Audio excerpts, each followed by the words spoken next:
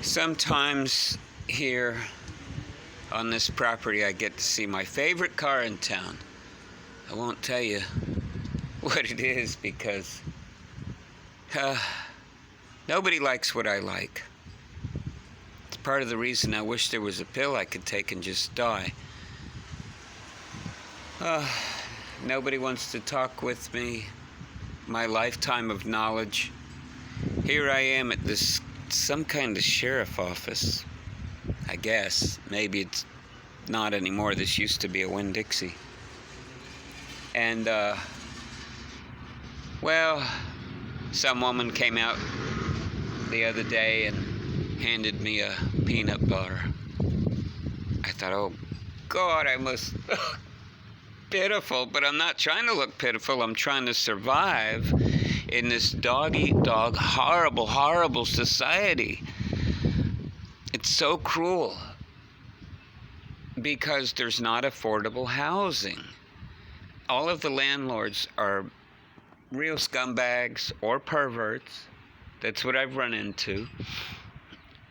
I can afford a base level of price, and the people that rent the room out for what I can afford just usually they have nefarious intentions. Nefarious means criminal or dirty or perverted. And then even if they're decent, well, people are real cruel and selfish. Was it John Lennon that said, familiarity breeds contempt? People get tired of other people quickly.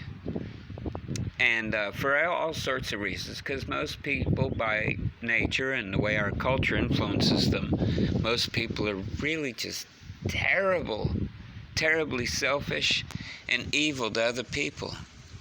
So here I am trying to survive, and because there's no affordable housing.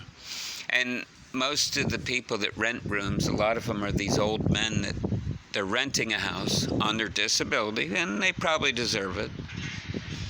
And I didn't mean that like it could sound. You hear people that have disability that don't deserve it, and I haven't met or seen anybody that didn't deserve a lot more. And and then they rent the rooms out, but they're always weird, creepy men. And one day I had this wonderful sounding lady tell me to come on out. And I was thinking, wow, this is going too easy. And sure enough, she called back and said, no, she decided to rent it to her somebody. And that was without seeing me or knowing who I am, just a voice on the phone.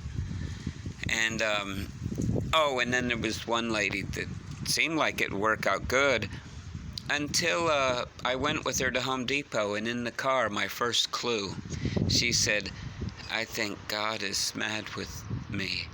And I said, oh no, you're an angel.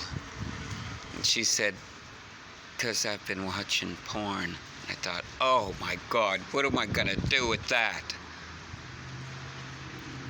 Porn is one of the, if you don't realize this, porn is one of the most harmful things to do to yourself, to your own mind, to twist your ideas and keep you from being able to appreciate whoever you're with intimately. It's just a terrible effect. And worse than that, you're supporting an industry that just destroys innocent people. Always the people you see in porn.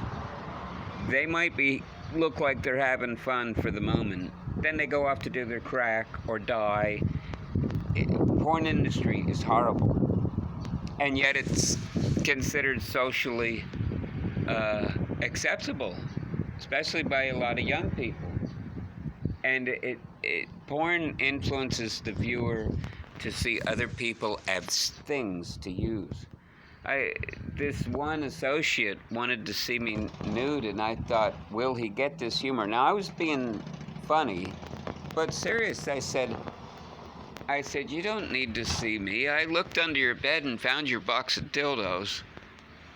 And I never looked for it, but this fella most certainly had at least one.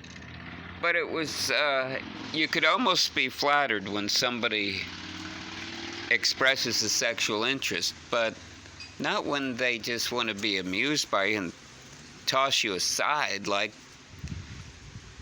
that's the kind of thinking that Hitler and those Nazis had towards people. Doesn't anybody know anything about history and people? No. Everybody's denied basic education. And anyway, the car that I really like, I wish it'd come by. To most people, they'd see it and it's got rust, and it just looks like it escaped or was stolen from a junkyard. But it's so wonderful. I can't say it because you'll judge against me for it. And maybe another video, because I can talk too much about cars. You'd think I was the opposite of Jay Leno. That's not a good description. Well, the broke version is, I guess, what I meant.